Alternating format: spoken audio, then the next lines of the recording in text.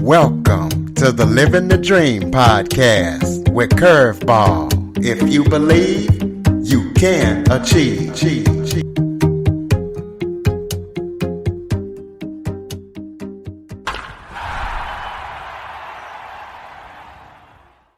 Welcome to the Living the Dream with Curveball podcast, a show where I interview guests that teach, motivate, and inspire. Today, I am joined by multi-talented, Boston-based singer-songwriter Linda Marks. Linda's music focuses on turning sorrow to gold, uplifting the spirit. She even has a song that won on the UK 100 chart. So we're going to be talking to her about everything that she's up to, about her career, about her albums, and some of the awards she's won. So Linda, thank you so much for joining me today. Thanks so much for having me. Why don't you start off by telling everybody a little bit about yourself? Sure. I'm a lifelong singer-songwriter. When I was a little girl, I didn't talk until I was 3, but I was magnetically attracted to pianos. And even as a toddler, I would toddle my way to any piano I could find and start playing music and start writing music. So what I say is music is my native language, and it's been in my heart and soul since I was born. I've had 2 professional music chapters. I had to work very hard to get myself a piano because unfortunately I had a father who would tell me over and over again, music is a waste of a good mind, out of his fear that it was so hard to make a living in music, which is even worse now than when I was a little kid. But the point at hand is when you have something inside of you and it lights your fire and it's part of your gift to give to the world, to try to shut that off will make a person implode. So I basically got myself a piano when I was 13 after getting myself a guitar when I was 11. As a little kid, I worked doing whatever I could to earn the money to get the instruments. And I taught myself piano from what I'd taught myself on guitar. And then once I had a piano, I never looked back. I probably still play the guitar like an 11 or 12 or 13-year-old. And I had my first chapters, I call it, through about age 30. My first album came out when I was in my mid-20s. And unfortunately, the combination of my father's voice, resonating in my mind, which was pretty scary, and that I was an introvert. So, I'd like to perform with others. I performed as a duo with a woman named Lisa Wexler for a number of years. When I met her when I was 21 and she was 26 in the Arlington, Massachusetts laundromat during her rinse cycle. And we were music collaborators for a number of years after that. But when she decided she didn't enjoy performing anymore and I was doing it by myself, I didn't enjoy doing it by myself either. So I ended up having an unanticipated multi-decade hiatus because I ended up becoming a single mom when my now 28-year-old son was 4.5, well, actually 2.5. And my mom ended up having Alzheimer's. So there was a period of time I was in between the intergenerational sandwich. But when my son was 12, I couldn't take it anymore in terms of not being engaged with music. So I'd take 1 step forward, 2 steps back. And when my mom died 10 years ago, I made the commitment to do it 1,000%, and I have. And in the last 12 years, I have released 12 of my 13 studio albums. The first came out when I was in my mid-20s, or early 20s, actually. And then my 15th studio album is in production right now, and I'm writing songs for my 16th studio album. So once I made that commitment to fully embrace it, no matter what, it opened the floodgates, and I'm very grateful for the many songs that have been coming through me since that time. Absolutely. Congratulations. So tell the listeners what kind of music, like if somebody came to you and said, "Hey, Linda, I want to check out your music." What genre of music do you do? I've never fit neatly in a genre box. I was talking with a producer the other day, and he says, I'm in adult contemporary, I'm in jazz, I'm in Americana folk, I write a little gospel. I tend to find my home in the contemporary and alternative folk genre just because I write songs at the heart of our times. And the folk world has expanded to really embrace singer-songwriters, even if they don't just play guitars and write traditional folk songs. Because when I orchestrate, I could use a saxophone, I could use a harp, I could use a cello with violin. I use all different instruments and write across genres. But my home does tend to be in the alternative or contemporary folk world, although I could still play at a jazz club, which I've done before as well. Okay. Well, you've had several charting and award-winning works. So tell us about that, as well as your number one song on that UK chart. Yes. Well, I'm very grateful that since 2020, I've been submitting my albums for promotion to the global folk community. The Folk Alliance International DJ community is quite a wonderful community because they don't just put you in a genre box and they really listen to your songs. So I've had a number of albums that have been on those charts. And my 2023 album, Everyday Legends, was on the Roots Music Report folk charts for 14 months. And the only thing that took it down was when my album, A Recipe for Hope, came out at the beginning of 2024. And we wanted to bring the focus to it. So we were basically telling some of the DJs that were still playing it heavily that it was okay to move to my 2024 album. So A Recipe for Hope is on a good number of charts right now as an album, and some of the songs from it. Love Always Wins is the song that hit number one on the UK Hot 100 chart and is still on the chart. I'm not sure which number it's at. The last someone told me it was 8 or 10, but it's been on that chart for quite a long time. A Recipe for Hope is currently on the Roots Music Report folk album chart and also the alternative folk chart. It's a song from the album called Love Letters in the Sky is in the top 25 of the Americana chart for Radio Guitar One. It's also on a couple other charts that I'm not thinking of their names right now. And some of the songs from the album have won awards both abroad and in the US. The Closine International Music Awards gave A Recipe for Hope Best Folk Album, and a song from the album called September Morn won Best Singer-songwriter from the Closine International Music Awards. Love Always Wins, which is the song that has been on the UK Hot 100 list. It actually was a finalist in the Great American Song Contest, and that is a huge, huge honor. I feel very grateful for that because tens of thousands of people submit songs, and less than 1% of the songs become finalists. So I was incredibly grateful for that. And Love Always Wins also won a World Music Award just recently. It was like 2 days apart. First, I got the World Music Award. Then I found about being a finalist in the Great American Song Contest. And there are more awards, but what happens is when they start coming in, I start not keeping track of them so well. It sort of becomes overwhelming. But I'm very grateful that this album has been so well received, and it only came out at the beginning of the year, so it still has a good amount of time to reach people and hopefully touch them. Well, tell us about some of your biggest musical influences. Who influences you to do what you do? When I was a little kid, I listened to everything and anything I could get my ears on. So, I loved Dionne Warwick, and I learned every single solitary Burt Bacharach song in the Burt Bacharach David Songbook.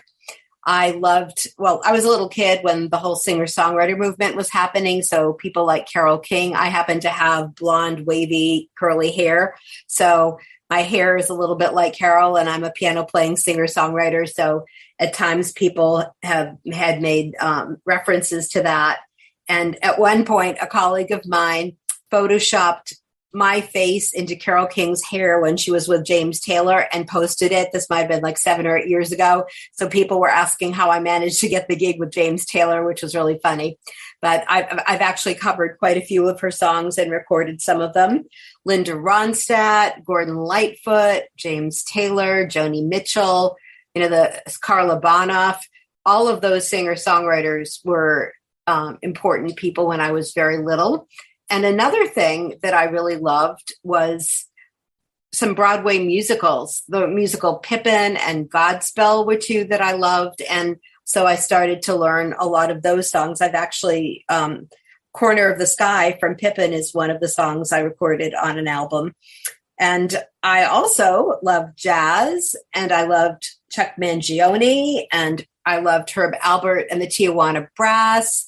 I was introduced to some early folk music like Pete Seeger, and I loved the Kingston Trio.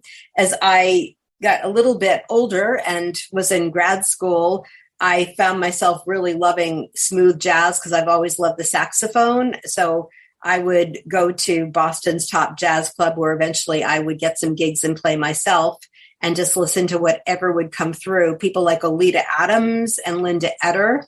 I really enjoyed them tremendously, as well as all the different groups that had saxophones.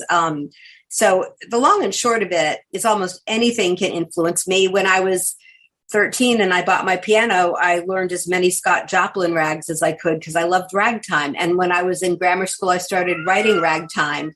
So if I hear it and I like it, it could be any genre. I love singing gospel, and I could write any genre. It's really a matter of just what comes through my heart.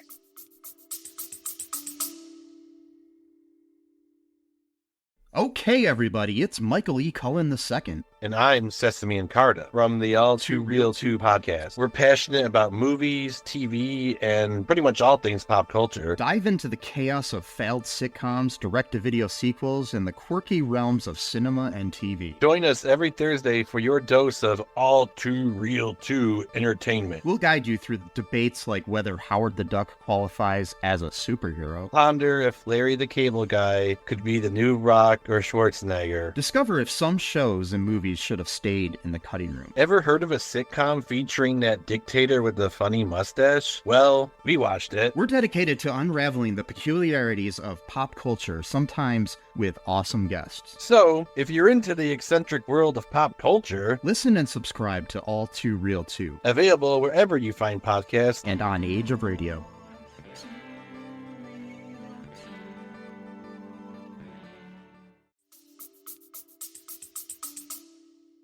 Sounds like your cats are musically inclined as well. Yes.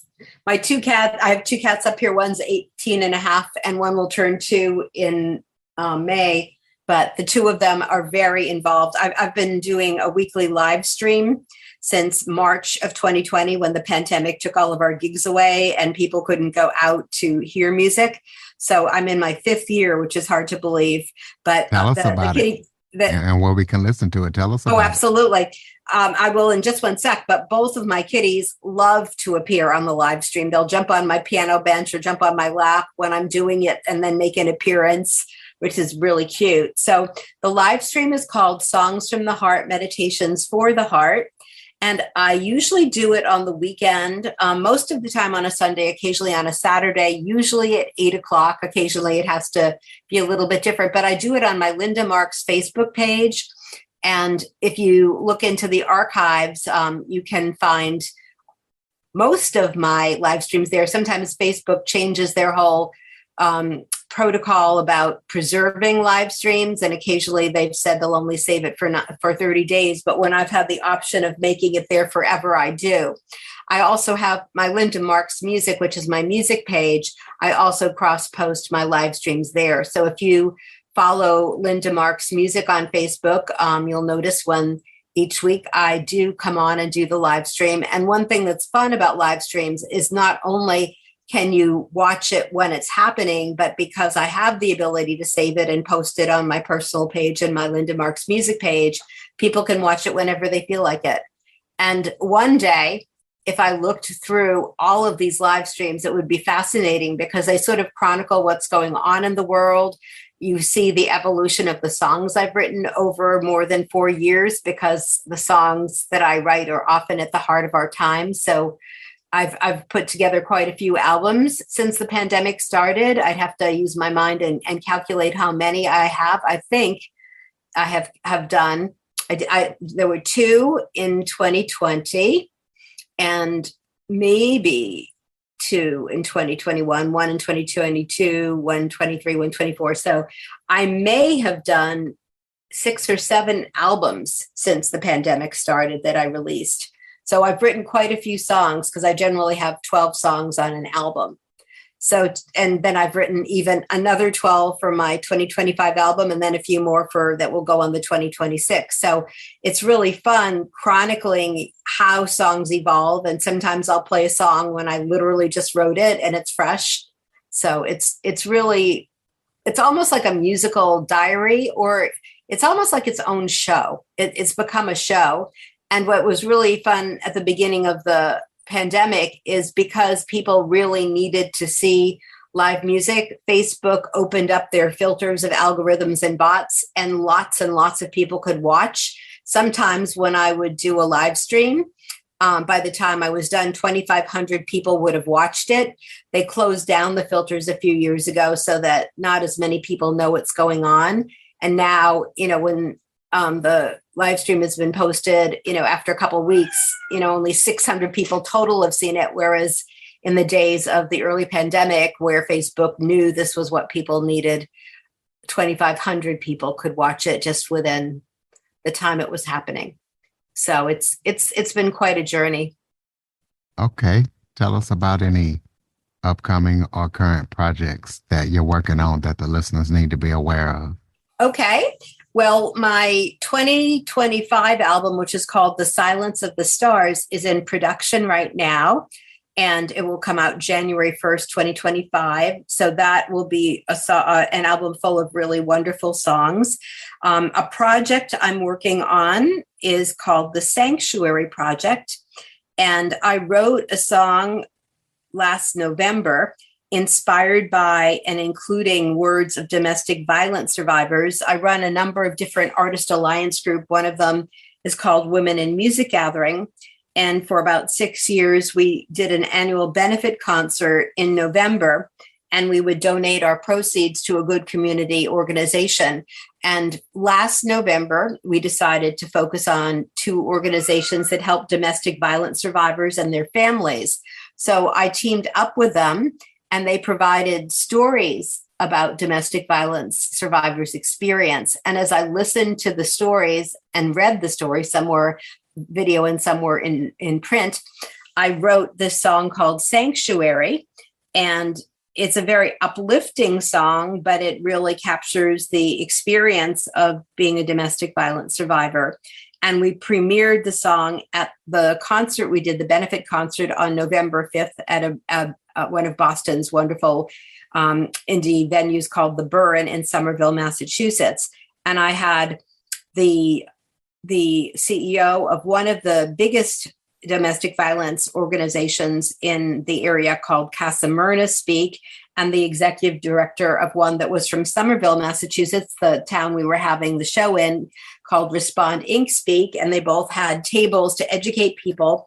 And that was the beginning of what has become the Sanctuary Project, because sadly, I became very aware that domestic violence affects almost all of us one way or the other.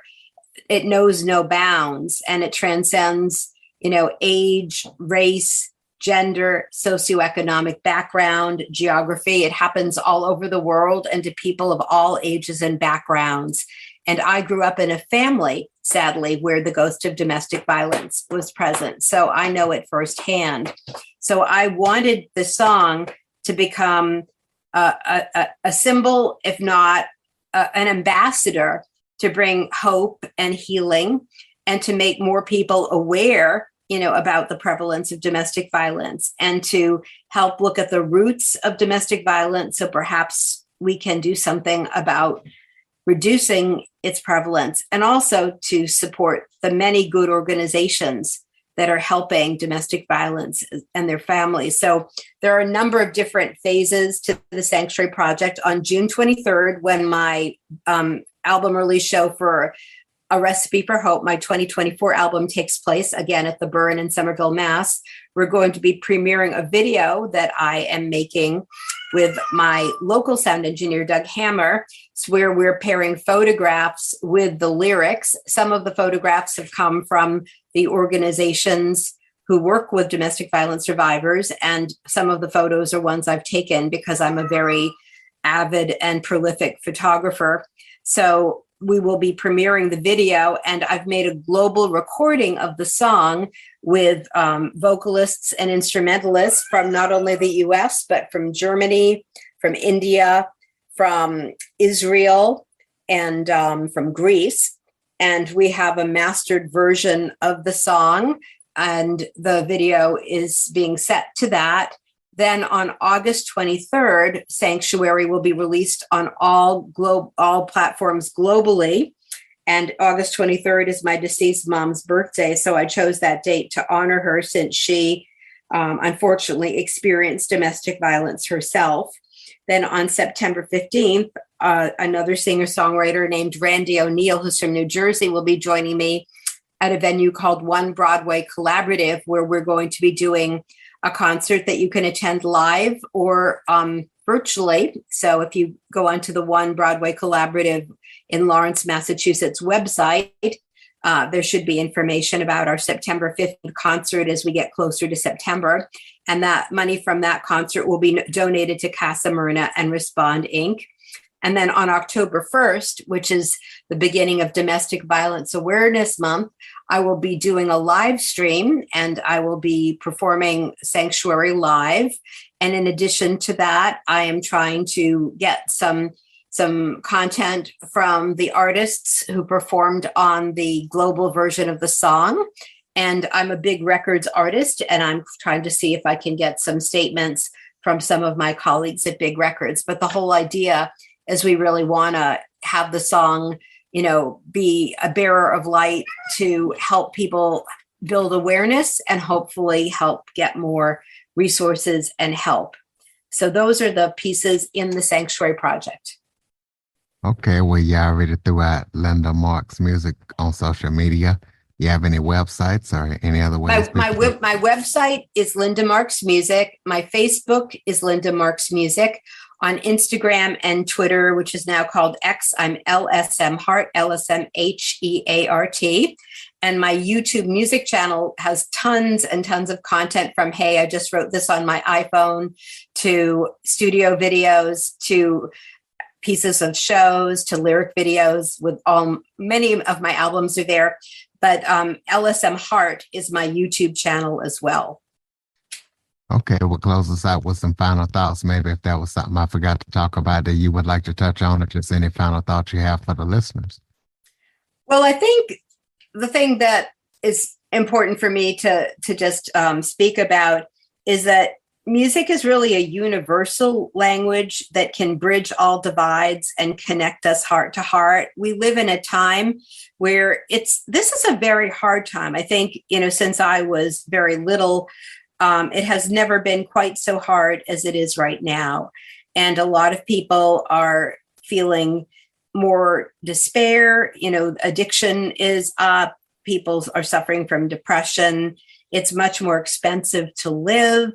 Many of our trusted institutions have become depersonalized, whether it's healthcare or education or getting car insurance. And so music is something that can feed the soul. It can uplift the spirit. It can help us get to the heart of the matter and really connect at the human core. So I see it as a food group. I see it as a kind of nourishment. And I really encourage you to give yourself a very generous helping of music. And when I wrote the songs for A Recipe for Hope, it was important also to help provide a nice, nourishing serving of hope, because I don't think we can have too much hope right now. And many people could use vitamin H to help their spirit in the times we're living in. All right, ladies and gentlemen, Linda Marks Music, please be sure to check her out. Follow, rate, review, share this episode to as many people as possible. Get her music out to everybody. We need to show as much support as possible. She's a great, multi-talented artist, If you have any guests or suggestion topics, cjackson102 at cox.net is the place to send them. Jump on your favorite podcast app, hit that follow button, leave us a review. Thank you for listening and supporting the show. And Linda, thank you so much for joining us. Thank you so much for having me. For more information on the Living the Dream podcast, visit www.djcurveball.com. Until next time, stay focused on living the dream.